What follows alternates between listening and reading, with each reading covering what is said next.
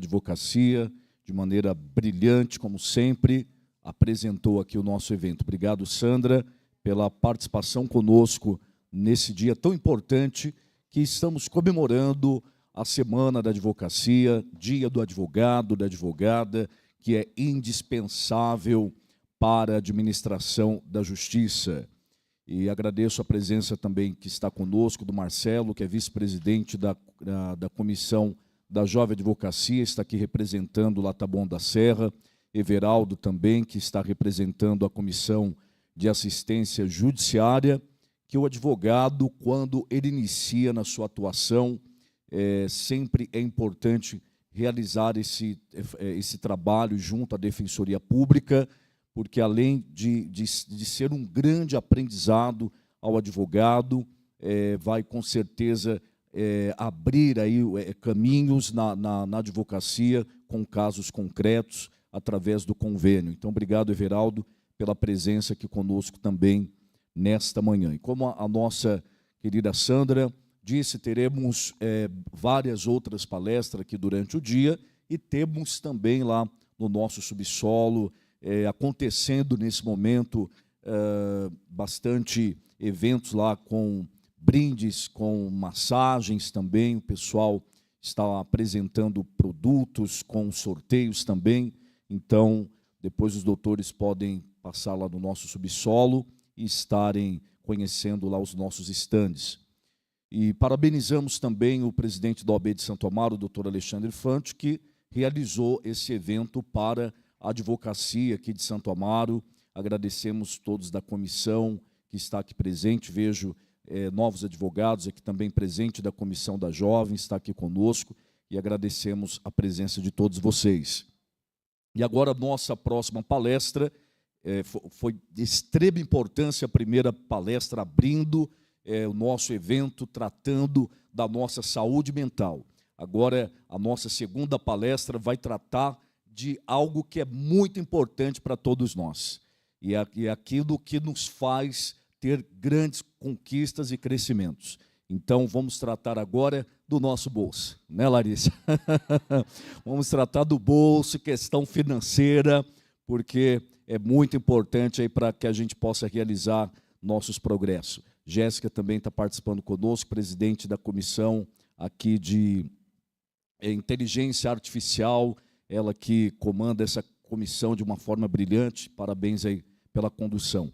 Vamos então chamar a nossa palestrante, que já está aqui presente, para tratar de assuntos que realmente nos interessam muito, e a Larissa Celiberto, ela é formada em administração de empresas, com MBA em empreendedorismo, tem vasta experiência em consultoria por mais de 15 anos em diversos ramos, atua como CO da Brank Evan, consultoria onde aplica novas ideias, visões inovadoras, vivenciando diariamente a realidade das empresas que a procuram, pois busca o crescimento e adequação do mercado, e sua maior realização é transmitir seus conhecimentos para seus clientes, de modo a gerar a continuidade de suas empresas e manter a sua competitividade.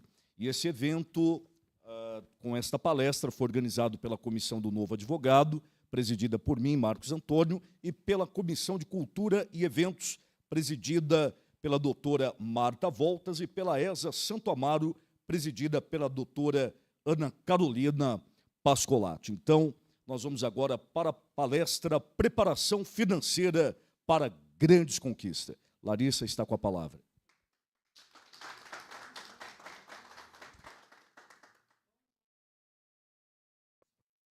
Bom dia. Muito prazer, estou muito feliz de estar aqui com vocês nessa manhã. Quero agradecer a oportunidade e quero agradecer também ao Dr. Marcos por ter me colocado antes do almoço. Porque falar de finanças, as pessoas têm um pouco a impressão que é um troço chato, né? Que é um tema aí que vai cansar. Então, como ninguém está de barriguinha cheia, a gente vai conseguir falar e ter a atenção de vocês aqui. Gente, como o Dr. Marcos falou, eu estou há muitos anos no ramo de consultoria estratégica, né? Eu sou uma analista mesmo. Quando eu pego uma empresa ou uma pessoa física que queira estabelecer novas metas, estabelecer um crescimento profissional, pessoal e lucrativo na sua própria vida, ou na sua empresa, é um trabalho de formiguinha, é um trabalho de mudança de mentalidade, e é um trabalho muito gostoso. Eu, particularmente, amo, né, o que eu faço. Então, esse tema aqui, pessoal, é um tema que eu gosto muito. O que eu entendo da nossa realidade enquanto brasileiros, né? O brasileiro não teve educação financeira na nossa infância, nas nossas escolas, a gente não teve. Os nossos pais também não tiveram. A gente percebe a dificuldade das pessoas lidarem com dinheiro. E lidar com dinheiro, eu gostei muito da primeira palestra, porque lidar com dinheiro é uma coisa muito emocional. A gente precisa aprender a lidar com o dinheiro. Então, vamos iniciar aqui. Ó. Eu já trouxe um imagine aqui, um caso aqui para a gente pensar juntos. Imagina um caso sólido, com provas irrefutáveis, uma argumentação impecável, falando um pouquinho a linguagem aqui de vocês. Imagina construir a vida financeira da mesma forma. A gente pode fazer isso? Pode. Existem recursos, existem condições da gente ter uma vida financeira estável, estabelecida e de sucesso. Tá? Uma das coisas que eu gosto muito de falar quando eu dou palestra, quando eu dou aula de educação financeira, é que o dinheiro não é o nosso dono. Tá? O dinheiro não é meu dono, não é ele que manda na gente. Nós mandamos nele. Então, a primeira coisa que a gente tem que fazer é mudar a nossa postura perante a essa relação emocional com o dinheiro. O dinheiro não é o meu dono. Eu que mando nele e ele vai fazer o que eu quero, certo? Então, imagina, com um bom planejamento, a gente consegue transformar as nossas vidas. Vou fazer uma pergunta aqui. Quem estudou em escola pública quando era jovem? Oh, a maioria, eu também. Quem acredita que a educação muda a nossa realidade? De longe, né? Então, eu acredito que com a educação, com o direcionamento correto, a gente consegue mudar a nossa realidade, a realidade da nossa família.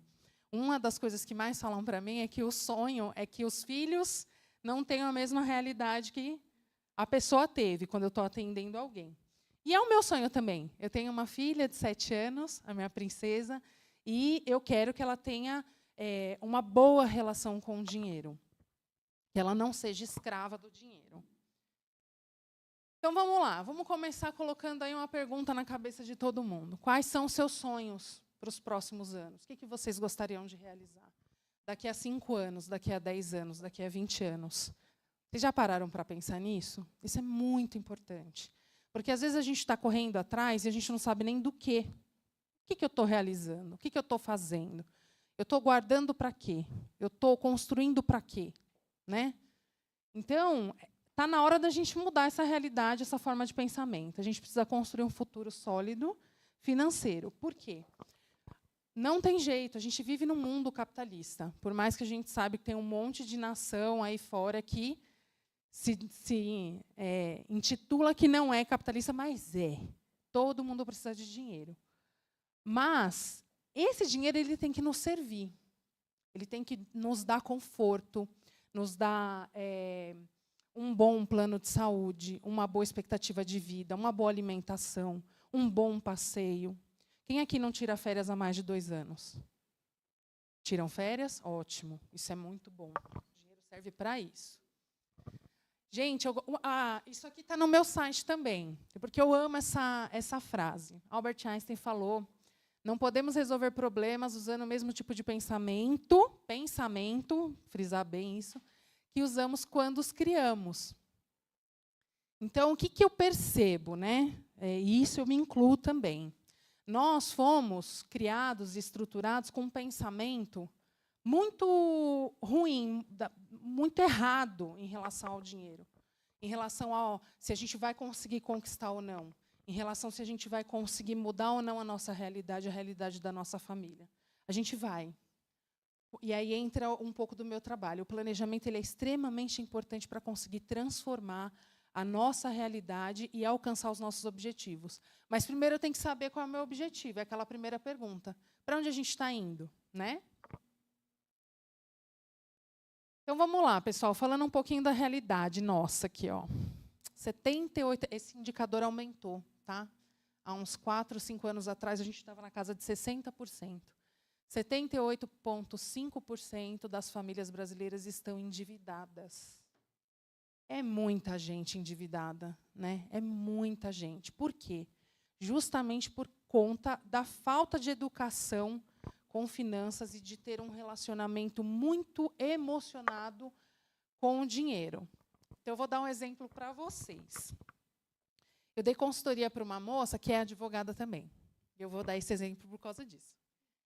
E aí ela falou, ó, Lari, eu estou lá com uma situação X, eu preciso acertar minha vida financeira, você me ajuda? Ajudo, vamos mapear, vamos entender. Ela achava que ela tinha uma dívida no valor X. Era 3 vezes mais, somando juros, correções e tudo mais. Ela não conseguia olhar para os números dela, a realidade dela. Tinha muita dificuldade de sentar comigo e mapear contas mensais, contas pessoais, as necessidades pessoais dela ao longo do mês, que não são contas fixas, mas, né, um cabeleireiro, uma unha, um médico, alguma coisa assim. E o próprio endividamento, ela não conseguia olhar. Então, ela tinha... É como se fosse um bloqueio. É melhor eu não ver porque não vai doer. Eu não vou ver porque não vai doer. E aí a gente chega nessa realidade. Isso aqui, para mim, me gera uma tristeza, no melhor sentido da palavra, porque a gente poderia estar construindo algo tão maior se a gente estivesse fora desse percentual tão alto, se esse percentual fosse mais baixo. A evolução do país, das famílias, a nossa evolução mesmo como pessoas, nós seríamos muito melhores. E a gente teria uma velocidade muito maior para realizar. Que isso o dinheiro faz pela gente. Então, a gente precisa sair disso. Tá? Eu não vou perguntar quem aqui está dentro desse percentual. Vocês pensam aí, tá bom? Mas é só para a gente entender que nós não estamos sozinhos. A maioria está nessa situação e dá para sair dela. Tá? Isso eu afirmo para vocês. Dá para sair dela, existe estratégia, existe várias maneiras da gente sair de uma situação dessa daqui.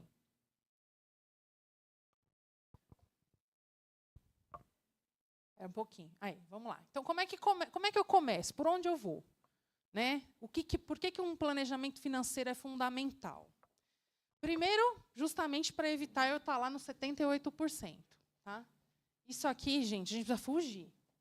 Porque o que acontece? Quando você tem um endividamento, o teu poder de compra cai, o teu nome fica sujo, a tua situação perante o mercado e moralmente fica ruim, e você, naturalmente, tira um pouco o pé do acelerador. A gente produz menos quando a gente está numa situação de endividamento. Eu vou explicar o porquê.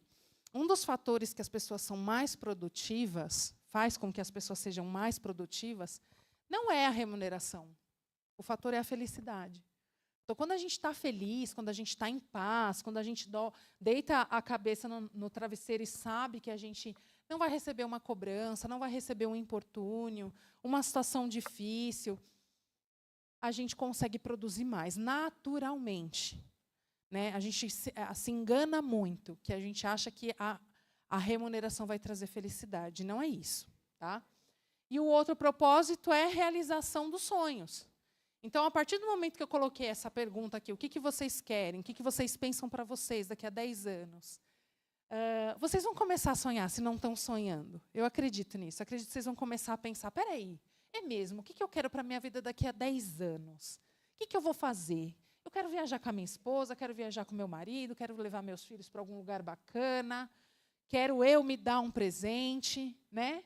Eu falo para o meu marido que um dos presentes que eu gosto de me dar é 3 dias no spa sozinha, descansando um pouquinho. Porque a mulher, ela tem ainda o 3º turno, né? Que é chegar em casa, além de trabalhar, chegar em casa e ainda tem filho, marido, casa, mas é muito bom. Então, realização de sonhos. A gente precisa realizar sonhos. Eu conheço muitas pessoas, inclusive na minha família, que sonharam e nunca realizaram. Sonharam a vida inteira, falaram, até expunham os seus sonhos, mas não conseguiam realizar, justamente por falta de uma condição financeira. Né? Então, o sonho ficava sempre distante, sempre uma coisa distante. Não, a gente tem que pôr prazo. vou fazer uma viagem, quero conhecer a cidade de onde veio minha família na Itália daqui a 3 anos. Ponto, pus prazo. Eu vou. Se vai demorar um pouquinho mais, se eu vou antes, é outra história. Mas a gente precisa colocar prazo para nós mesmos realizarmos as nossas coisas. E o planejamento financeiro ajuda nisso. Outros dados estatísticos para vocês entenderem um pouco a realidade do nosso país, tá? Então, o IBGE ele nos mostra aí que hoje a renda familiar brasileira está na média de R$ 1.848. É um valor muito baixo, levando em consideração o quanto é um custo de vida, né? A gente sabe que, dependendo da região do país, a pessoa vive até que razoavelmente bem com esse valor, mas é muito baixo. Provavelmente ela vai pagar o aluguel, uma prestação de uma casa, comida e pronto, né? 10% da população, 10%, pessoal, ganham acima de R$ 3.500. Então, eu já afirmo aqui para vocês, se você ganha acima desse valor, você já é um privilegiado. A gente, às vezes, não percebe isso, mas nós somos. Certo? E para ser rico, quanto que eu tenho que ganhar para ser considerado rico aqui no Brasil? Acima de R$ 27.000 para ser considerado rico. É uma pernada, né? De 1.800 para 27 é uma distância bem grande. Mas é possível chegar lá. Tá? E é possível também fazer com que o dinheiro nos ajude a chegar nesse lugar. Eu vou explicar um pouquinho para vocês mais para frente. Bom, eu pesquisei bastante. O meu público-alvo hoje aqui é vocês. Eu encontrei um estudo feito pela Unifax, com advogados de Florianópolis, e eles estudaram como que eles veem a vida financeira deles, qual é a visão que eles têm. E eu acredito que muitos de nós aqui, nós vamos nos identificar com isso aqui. Então, vamos lá. Ó. Como resultado, foram 52 advogados na amostragem, e, como resultado, parte deles não conseguem quitar seus gastos mensais, não conseguem pagar suas contas mensais. Aumentam a sua jornada de trabalho quando falta dinheiro. Aí começa um pensamento escravocrata na nossa cabeça. O dinheiro vai me escravizar, a minha profissão vai me escravizar, eu não vou aguentar essa profissão. Isso daqui não é só para advogado, tá? Isso é até na minha. Quase a metade possui empréstimos, quase a metade. Lari, é errado ter empréstimo? Não, é errado ter para sempre, trocar um pelo outro e ficar dentro desse ciclo vicioso de empréstimo, tá? A maioria controla seus gastos de forma ineficiente, que é o que eu acabei de falar da minha cliente. Eu não queria ver, ela tinha medo de ver a realidade financeira dela. E poucos poupam. Aqui entra a nossa relação emocional com o dinheiro. Sentem-se respeitados pelo status conferido pelos bens materiais, que, infelizmente, a nossa sociedade é assim. As pessoas nos dão valor por aquilo que elas veem que a gente tem. Elas ligam uma valorização da pessoa pelo que ela tem, seja de roupa, seja de carro, seja onde mora. Não é assim? Todos acreditam que o dinheiro proporciona felicidade. Aqui a minha bandeira vermelha já levanta, porque não é verdade isso. Eles acreditam, mas não proporciona. Felicidade é um estado de espírito, é como a gente está por dentro, não é como a gente está, o que a gente tem por fora, tá? E que a aparência influencia no sucesso profissional e demonstram-se interessados em obter conhecimento sobre finanças. A aparência influencia? De certa forma, eu acredito que sim. Dependendo, né, de como a pessoa está, qual é a aparência dela, como ela está vestida, a gente acaba ali... É como a gente fala, né? A gente julga um pouco o livro pela capa. Mas isso é num primeiro momento. Quando você conhece a pessoa, depois aquilo pode ser que se mantenha ou não. Tá? Então, em um mundo cada vez mais complexo, incerto, a segurança financeira é um dos maiores desafios da nossa época. Lari, dá para ter segurança financeira assim, 100%? Não. Pode acontecer uma pandemia, como aconteceu com todos nós. Pode acontecer um problema como está acontecendo na Venezuela. Pode acontecer N coisas, N fatores. Né? ou como aconteceu na época do meu avô, do Plano Collor, para quem se recorda disso. Então, dá para ter 100%? Não, mas dá para a gente se preparar, dá para a gente se ajustar, dá para a gente melhorar. Muitas vezes, deixamos de lado o planejamento de longo prazo, que é o que eu acabei de falar. A gente pensa o quê daqui a 10 anos? Tá, eu tenho sonhos. Vocês aqui, alguns, já devem estar pensando nos seus sonhos, mas como a gente vai alcançar? Então, isso é um planejamento a longo prazo. E, gente, eu não estou falando aqui de uma super metodologia. Não, pode ser um caderno, que você vai anotando ali seus sonhos e como você vai fazer para construir ele. Tá? O importante é que a gente tenha isso. É hora de mudarmos essa realidade e construir um futuro financeiro sólido e duradouro. Vamos começar a entender, então? Então, primeiro passo, quanto mais cedo começar, melhor. Gente, não deixe para amanhã. Comecem hoje. Comecem... Amanhã é sábado, né? Pode começar amanhã. Pega a esposa, o marido, senta na mesa e fala, vamos mapear aqui a nossa vida financeira e vamos começar a pensar como melhorar. Primeiro ponto é ter o entendimento de que lugar vocês estão. Onde que eu estou? Para onde meu dinheiro está indo? Gente, pensa assim, para vocês receberem um recurso financeiro, vocês às vezes demandam um mês inteiro, um trabalho de horas, né? Pensando, articulando, desenvolvendo. Aí você pega aquele dinheiro e não sabe para onde ele foi. Isso é sério. A gente precisa saber para onde o nosso dinheiro está indo. E se ele está servindo mais aos outros do que a nós. Então, não joguem fora o esforço, o estudo, a dedicação de vocês, o tempo, dessa forma. Então, primeiro, a gente precisa começar. E como a gente vai começar? Tendo clareza. É o que eu falei. Eu gosto muito dessa frase, está um pouquinho escura para ver, mas eu vou ler aqui para vocês. Para quem não sabe para onde vai, qualquer caminho serve. É a frase do gatinho da Alice no País das Maravilhas. Eu amo esse filme. Porque, para quem não sabe, ele não é um filme infantil. Ele é um filme que ele foi elaborado numa época onde foi usado para criticar a sociedade da época. Então, eu gosto muito dessa frase porque ela nos faz pensar. Né? Então, eu estou pegando qualquer caminho se eu não sei para onde eu estou indo, financeiramente falando. E nós não podemos estar nesse lugar. A gente precisa pegar o caminho correto. Então, o primeiro passo é ter clareza. Eu tenho clareza de quanto eu custo no mês? Qual é o meu custo fixo?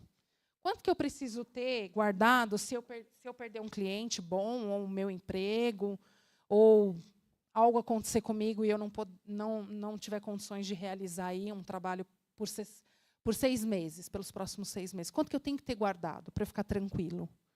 Né? A gente não faz essas contas. Então, a primeira coisa, realidade atual.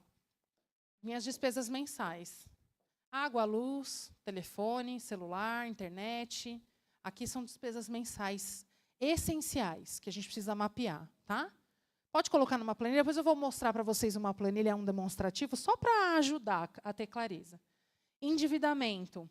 Faça o levantamento do seu endividamento real. Eu peguei um empréstimo de 100 mil, sei lá. Você não deve 100 mil. Provavelmente você deve estar devendo aí em torno de 200 e poucos mil reais no final da conta. Tá? Então, eu não posso acreditar que eu tenho uma dívida de 100. Eu tenho mais. A minha dívida é maior. Compromissos a longo prazo, que é o famoso jargão, né? Não importa quanto custa, importa quanto parcela. Não pode. A gente não pode usar o cartão de crédito como extensão da nossa remuneração, porque ele não é. As pessoas fazem a conta assim, elas falam para mim, tá? Isso que é o mais engraçado. Lari, eu ganho 10 e tenho mais 5 no cartão.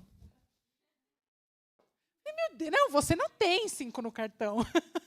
Você não tem nada. Pelo amor de Deus, você ganha 10 e só, e viva com os 10.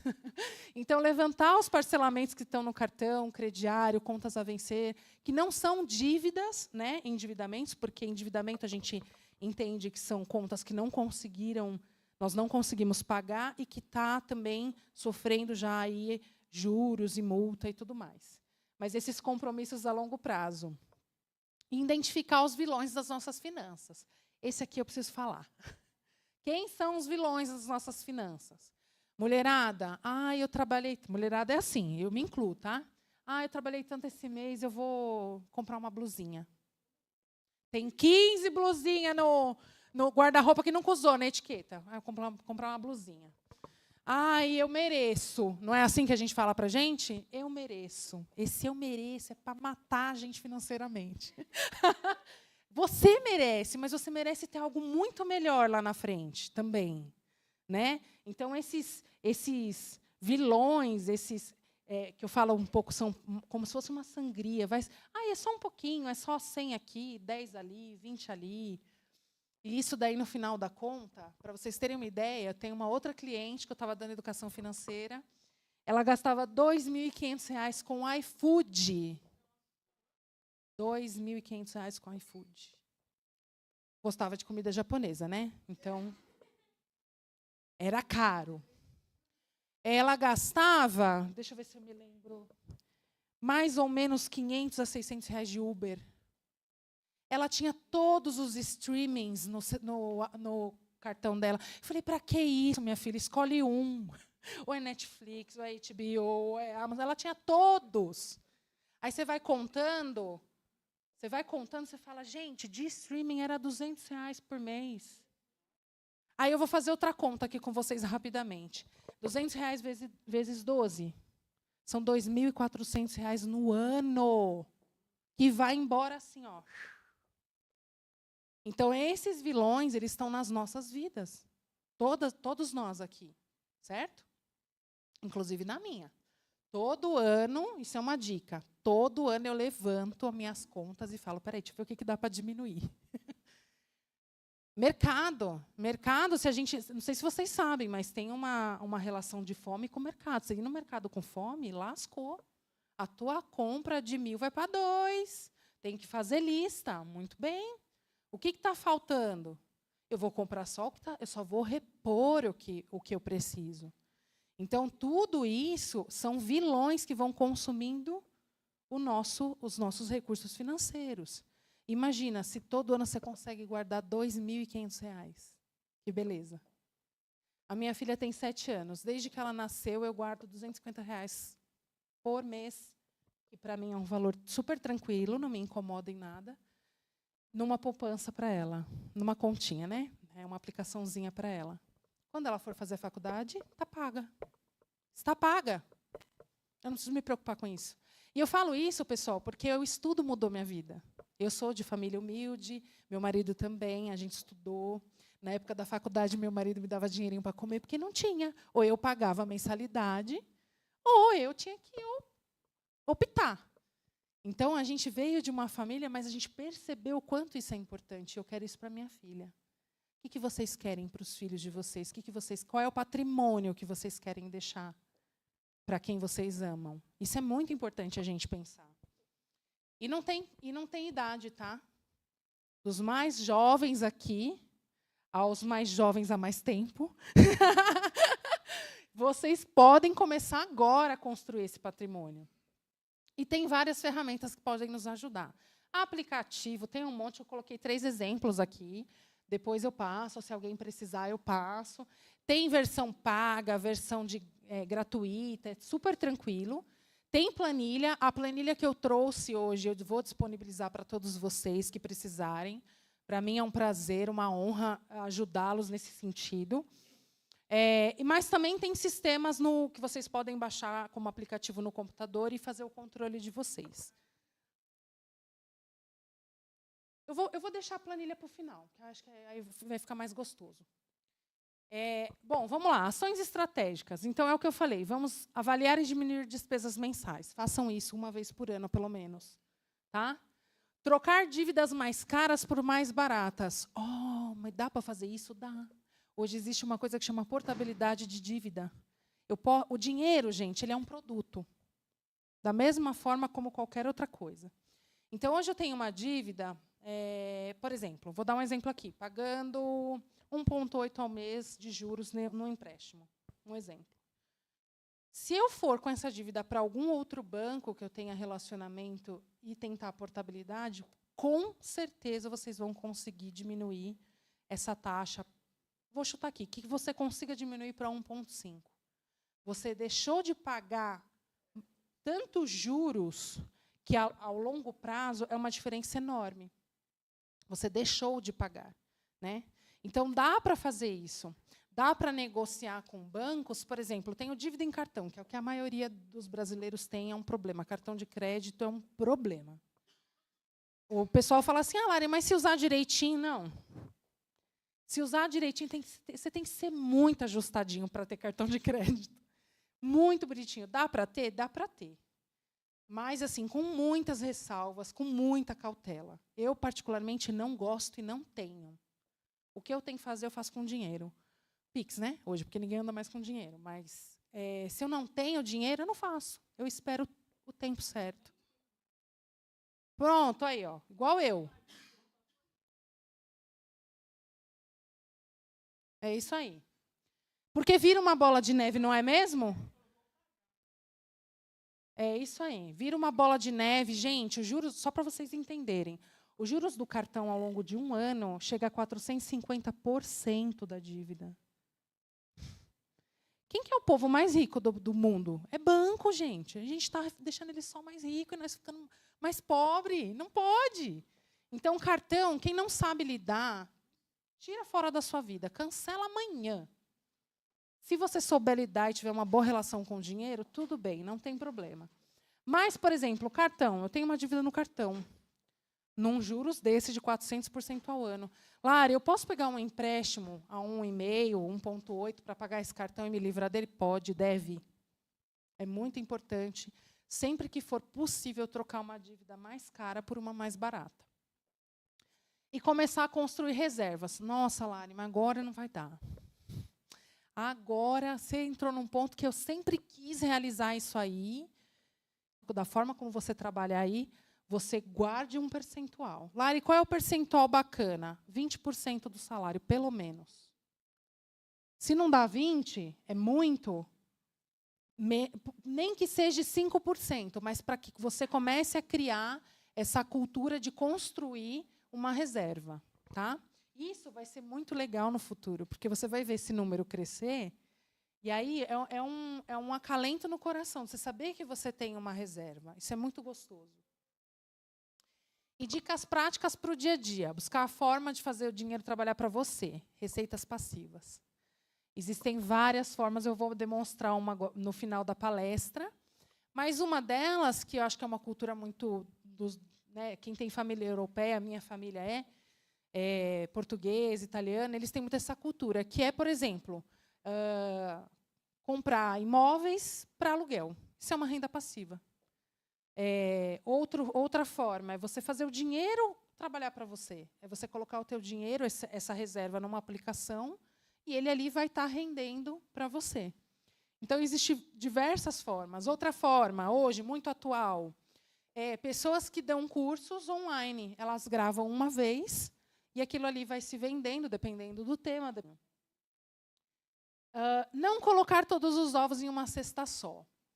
O que isso quer dizer? Gente, eu vou pôr tudo na poupança. Primeiro que poupança esquece, tá? Por favor, não me coloquem o dinheirinho de vocês na poupança. A poupança não rende nem o que a inflação tá dando. Então, o seu dinheiro está sendo desvalorizado na poupança, tá? Procurem uma aplicação, mas não coloquem tudo só nessa aplicação. De preferência, uma aplicação que seja, se for reserva de emergência, tem que ser de liquidez diária. O que significa isso? Que eu quero que vocês entendam, eu não quero falar difícil aqui.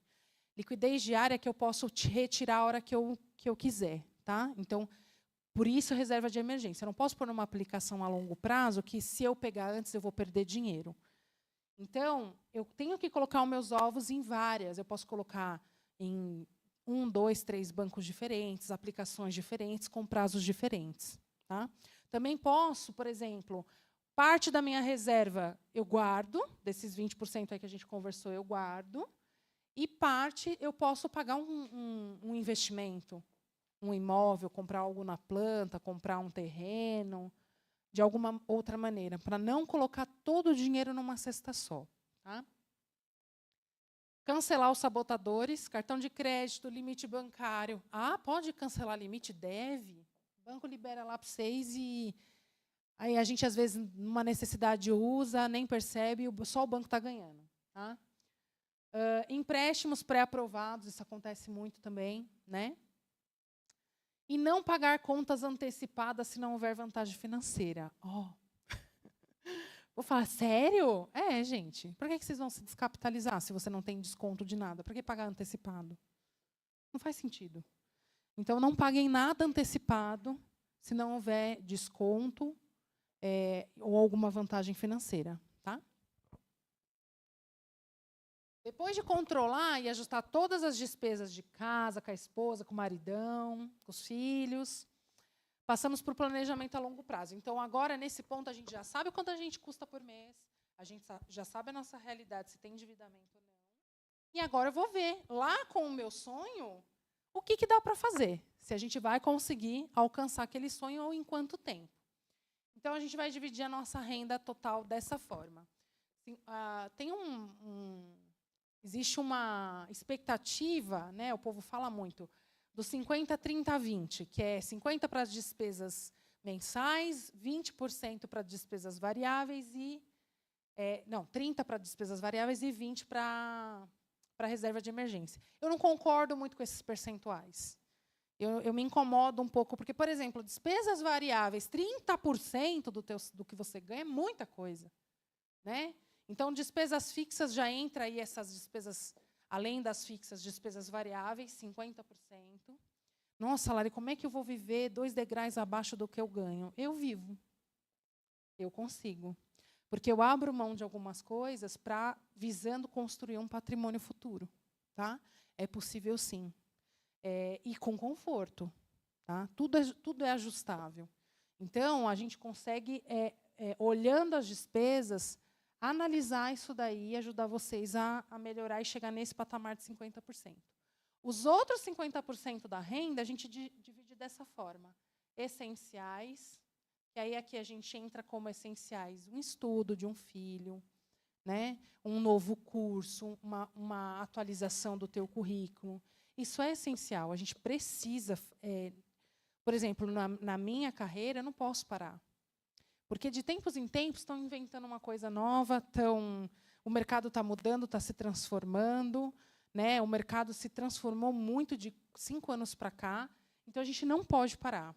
Essas despesas aqui elas são necessárias. 10 reserva de emergência, 10 investimentos, 10 aposentadoria. Aposentadoria, eu não estou falando só de dinheiro guardado, eu estou falando de como vocês vão usufruir desse valor. Porque quando a gente estiver na melhor idade, vocês precisam usufruir de tudo que vocês construíram também. Não é só guardar ou deixar para quem vai vir depois. É uma viagem, é um carro bacana, é poder comer num restaurante bacana, poder se presentear com algo legal.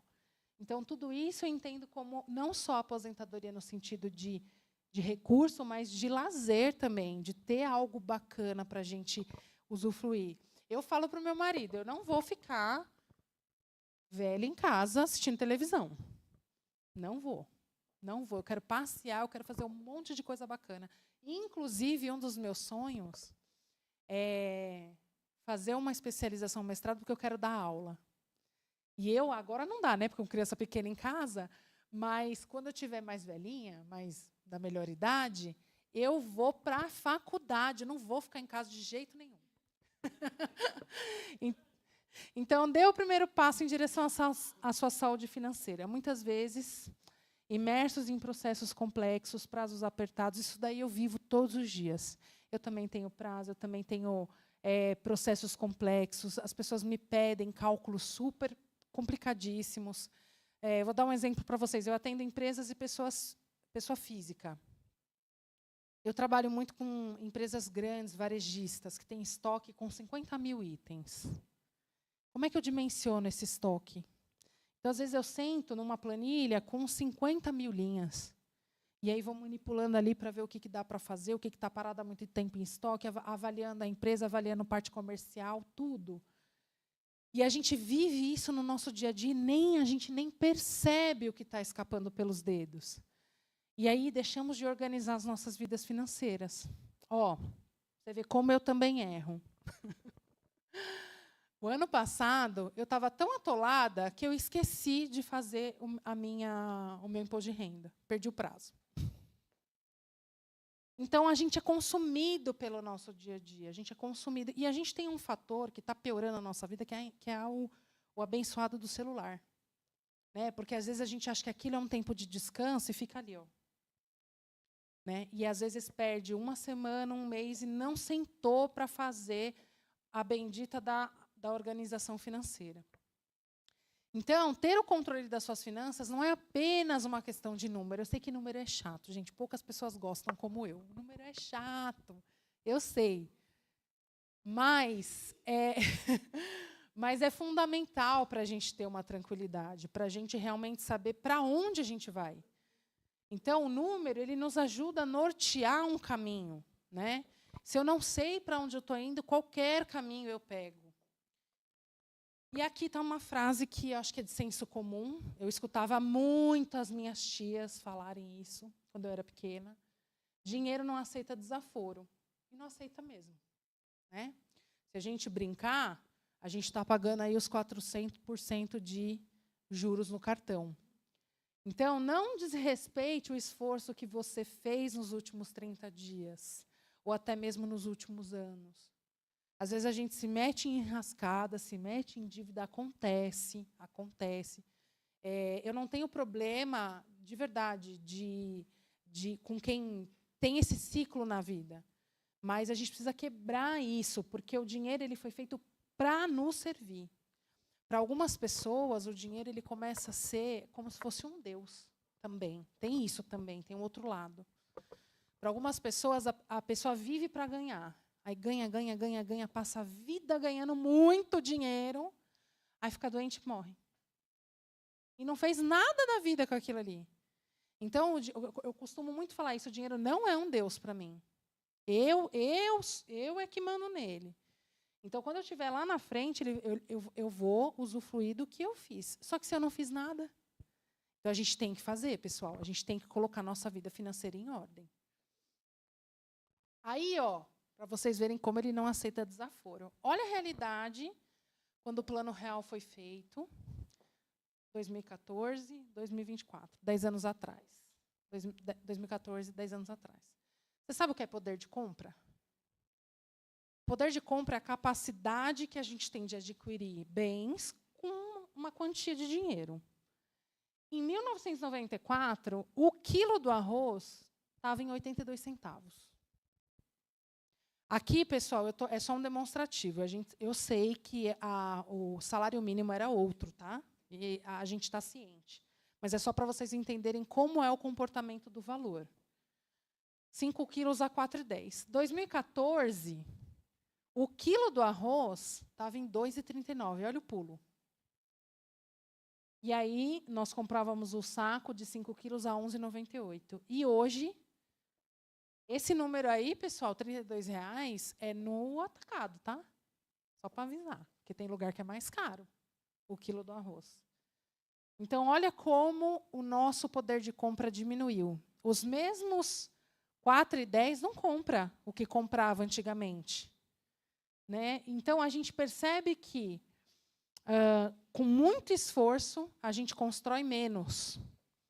A gente está dando uma pernada muito maior para fazer a mesma coisa. Isso daí cansa, isso mexe com o nosso emocional. A gente vê o pessoal também aí no mercado, às vezes até desanimado, entristecido. E aí a gente tem que fazer alguma coisa para que esse dinheiro, nós tenhamos valor perante ao dinheiro, que é ganhar mais. Quem quer ser um milionário? Quem tinha o sonho de ser milionário? Eu também. Todo mundo tem, né? O brasileiro fala, quando eu ganhar meu 1 milhão, quando eu for milionário, eu vou poder falar que eu sou milionário. Gente, a gente tem uma relação com isso muito diferente, por exemplo, dos americanos. O americano, você senta com ele, ele fala quanto ele ganha, quanto ele quer ganhar, ele não tem problema nenhum de falar. Brasileiro, falta se esconder, né? Que não pode falar quanto ganha, pode falar nada. Tem medo de falar quanto ganha. Gente, 1 milhão de reais em 1994 não compram os mesmos bens que comprariam 1 milhão. Hoje. Então, a gente atualizando esse valor para hoje, a gente teria que ter 8.080.000 reais. Vocês tinham conhecimento desse número? Não? Então, se vocês querem ser milionários, a gente tem que gerar 8 milhões na conta para poder comprar as mesmas coisas que, quando o Plano Real foi estabelecido no nosso país, a gente consiga comprar. Então, quem era milionário naquela época estava feliz da vida, né? Deve ter conseguido fazer muita coisa. Então, vê, né? É muito distante essa realidade. Isso daqui, pessoal, é só para vocês entenderem que a tendência nos próximos anos é piorar. Piorar. Né? É impossível ter 1 milhão? Não, não é impossível. Não sei se vocês sabem disso também. Tem muita gente que gosta de apostar, né? Mega Sena, essas coisas. Ah, você é milionário. A probabilidade estatística de você ser milionário guardando é muito maior do que apostando. Ah, mas uma pessoa aí que ganha R$3.500 consegue chegar no 1 milhão? Consegue. Com planejamento, consegue. Valores aplicados. Aí outro estudo aqui que eu fiz para apresentar para vocês, só para vocês entenderem também como que é a relação nossa com o dinheiro. Então, da mesma forma, dependendo da aplicação e prazo, você pode fazer seu dinheiro render mais. Então, o que eu fiz? Eu peguei R$1.000. Se vocês entrarem no site do Banco Central do Brasil, vocês podem fazer esse cálculo aqui, que é super tranquilo, vocês vão ver, tá? Pega lá, R$1.000, projeta R$1.000 de agosto de 94 até agosto de 2024. Numa aplicação de poupança. Quanto que você teria hoje? R$17.200. 30 anos, é pouquíssimo, né? Mas e se eu tivesse colocado numa aplicação corrigida com taxa Selic? Isso são as aplicações mais básicas do mercado. CDB, CDI, LCA, Eu não quero entrar nesse contexto, mas todas elas sofrem influência da Selic. Você teria R$78.000. Olha a diferença. Por isso que não pode pôr na poupança. Tá? Não coloque na poupança. Se tiver dinheirinho na poupança, tira, por favor. Então, olha o quanto... R$1.000, quanto que a pessoa teria depois de 30 anos? É bastante. Né? Numa emergência, R$78.000, gente, tira a pessoa do sufoco. Então, olha a nossa realidade financeira. Gente, o futuro é construído hoje. Então, o planejamento financeiro ele é um processo contínuo. A gente não pode fazer uma vez e deixar lá e achar que aquilo ali está certo. A gente tem que olhar para ele mensalmente. Peraí, deixa eu ver se eu estou dentro do meu planejado. Se eu não estou, eu ajusto o planejamento e continuo. De preferência, todo mês a gente precisa atualizar o nosso planejamento, olhar para ele com carinho. Ele vai ser uma resposta para as nossas dúvidas, para que caminho a gente quer tomar. Tá? Então, é muito interessante que a gente faça esse investimento de tempo. O planejamento financeiro, hoje ele pode tomar um tempo da gente, mas amanhã ele vai nos dar tempo, nos dar saúde financeira, nos dar recurso, nos ajudar muito no futuro. Gente, obrigada pela atenção. Eu vou mostrar só a planilha rapidinho para vocês entenderem mais ou menos como eu faço. E por que eu quero mostrar a planilha? Porque é muito simples de fazer. Tá? É muito simples. Então, a gente tem um planejamento aqui. Aqui eu tenho 18 meses, 1 ano e meio. Tá? Você pode fazer de 12 meses, de 6 meses, de 2 anos, de 10 anos. Não tem problema. O tempo que você preferir. Não liguem para a data, tá? É só um demonstrativo. Então, esse primeiro bloco verdinho, a gente tem tudo que a gente tem de recebimento. Salário, comissão, adiantamento salarial, PLR, 13º, férias, vale-refeição, salário do cônjuge, adiantamento do cônjuge, reembolsos. Ah, mas eu não ganho nada disso, eu ganho de outra forma. Põe uma linha aí com o nome que você quiser. Simples assim. Coloca lá o quanto você ganha. Ganho 10 mil, sei lá, por exemplo. Aí a gente vem para o segundo bloco, que é o de endividamento. Então, quanto eu tenho no cartão? quanto eu tenho nos próximos meses para cair no cartão. Porque a gente paga a fatura e volta a usar, não é assim?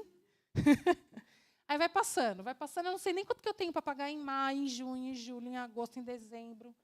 Ah, mas dezembro eu tenho 13º, eu pago lá, eu quito o meu cartão. Não, chega lá em janeiro, já tem coisa caindo no cartão de novo. Empréstimos. Eu tenho clientes que tiveram problemas também com, por exemplo, dinheiro emprestado por família, a gente coloca aqui.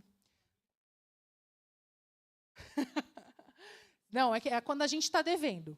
Pegou com familiar, coloca aqui, porque tem que pagar. Acho que é até um dos primeiros que tem que pagar, porque família é complicado, né? Agiota. Tive cliente que estava com problema com agiota. Vamos colocar tudo ali. Tudo, tudo, tudo. Com vírgula e centavos. Gente, eu sou Caxias com dinheiro. Eu somo centavos. Se não bater centavo, eu não fico feliz. Aí a gente vai mapear, por exemplo, o que eu faço com os meus clientes? Eu falo para eles, me manda as faturas dos cartão. Eu mapeio um a um para saber o quanto ele está comprometido a longo prazo. Pode descer, por gentileza. E aí a gente tem as despesas fixas. Prestação do imóvel, pode ser aluguel, condomínio, IPTU, conta de celular, seguro de carro, convênio médico, luz, água, gás, transporte escolar, custo de mercado, custo de açougue, tudo. Ah, eu gasto toda semana R$25 na minha unha. Põe lá. Meu marido gasta R$80 por mês de cabelo. Põe lá. Eu gasto R$10 de coxinha. Põe lá. Eu gasto, sei lá, o que vocês gastarem. Põe aqui. Aqui a gente vai definir o que é fixo, o que é variável e o que é necessário. Tá? Existem contas coisas que a gente gasta que são desnecessárias. E aí a gente vai avaliar se precisa manter ali ou não. Com esse número, desce só um pouquinho, por gentileza. Aí eu vou ter aqui o total de despesas, desce só mais um pouquinho. Aqui. Esse primeiro número aqui, eu pego ele e falo assim, pessoal, eu tenho um custo fixo de R$7.000, por exemplo. Eu tenho que guardar, se eu for CLT, pelo menos 6 meses desse valor numa conta, numa aplicação que eu possa resgatar antes, liquidez diária. Se eu for PJ, 12 meses. 12 meses de R$7.000. É isso aí. Porque senão, né? Quando eu alcancei esse número, Lara, eu faço o quê depois? Então, vamos lá, construímos a reserva de emergência, alcancei o número. Aí eu vou começar a aplicar em outras aplicações a longo prazo. Aí eu posso fazer qualquer outra coisa. Lari, mas tudo que... Aí eu vejo aqui o que sobra no meu final, né? Construção da reserva de emergência, investimentos a longo prazo. Se eu pegar tudo que sobra e começar a construir a reserva de emergência, vocês vão me matar, vocês vão me odiar. Vocês falam, pelo amor de Deus, mulher, eu não posso ir no aniversário, eu não posso comer um negócio com meu marido, não é assim? Não vou guardar tudo que sobra, porque senão vocês vão ficar doentes. A gente acabou de falar sobre saúde mental, a gente tem que viver. A gente tem que usufruir, a gente tem que passear, a gente tem que ter momentos maravilhosos em família. Raramente eu tenho meio período da semana tranquila. Pego meu marido, vamos tomar um sorvete? Simples assim, gente. É tão gostoso, né? Às vezes a gente vai num restaurante bom, às vezes a gente só vai tomar um sorvetinho. Mas esses momentos não têm preço na nossa vida. Esses momentos não têm preço. Pegar minha filhinha e falar, vamos ali na Bombonier gastar R$20 de bobeira para você. A gente pode fazer isso, mas desde que esteja dentro do nosso controle. Tá? Se eu já estou devendo 1.000 no cartão, por que eu vou fazer isso? Já falei, Lari, você já falou não para sua filhinha? Já. Claro. Vira e mexe, ela pede presentinho, brinquedinho, isso aqui. Não. Eu posso, mas eu não vou comprar. Porque senão eu vou construir um monstrinho para a sociedade. O primeiro não que ela receber na sociedade, financeiramente falando, ela vai desmontar. Então, a gente tem que ter essa consciência.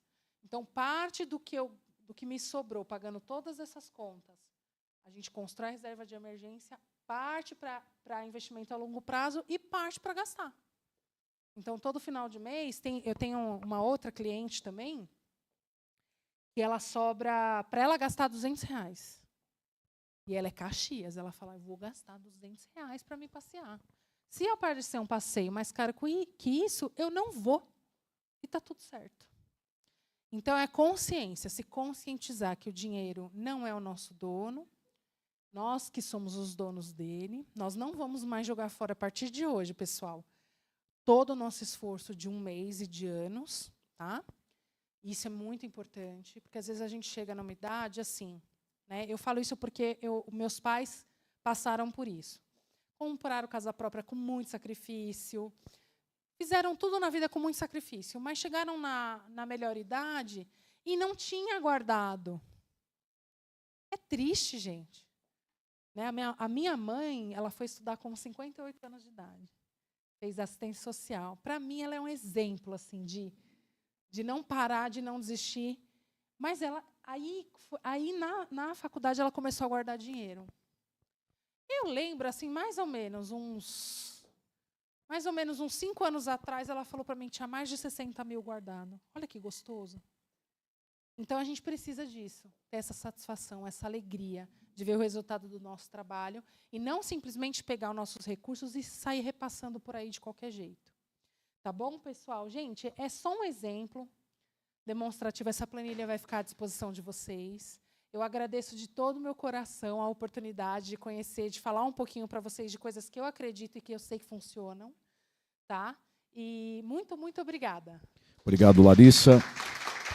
Pessoal, alguém tem alguma pergunta para fazer para a Larissa sobre a palestra? Alguém? Então, só levar ali o microfone para o colega.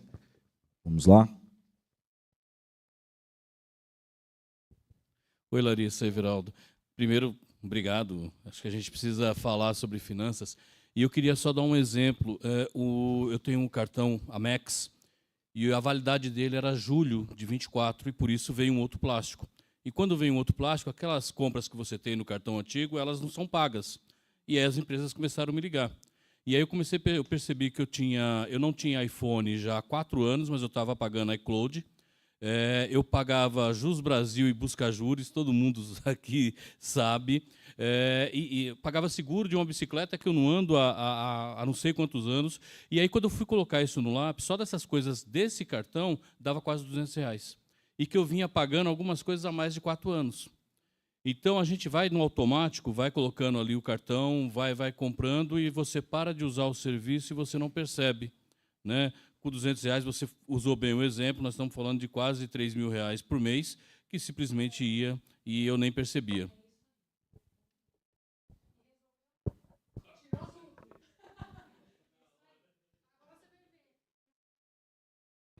R$2.400 a mais na tua conta. Olha que beleza, né?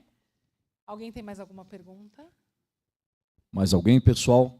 Então, vamos dar aí o encerramento na palestra. Lembrando que esta palestra ela estará disponível no nosso canal do YouTube para ser revisto aí todas as dicas que a nossa querida palestrante Larissa aí nos trouxe. Estarei agora entregando o certificado de participação no evento para a Larissa, agradecendo por contribuir um dia tão importante para nós, advogados. Vou pedir para participar conosco aqui da foto o vice-presidente da Comissão de Direito Previdenciário, Roberto Pacheco, também aqui na entrega do certificado para a Larissa. Vamos lá.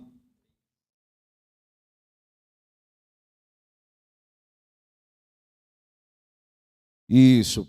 O detalhe que faz a diferença, né?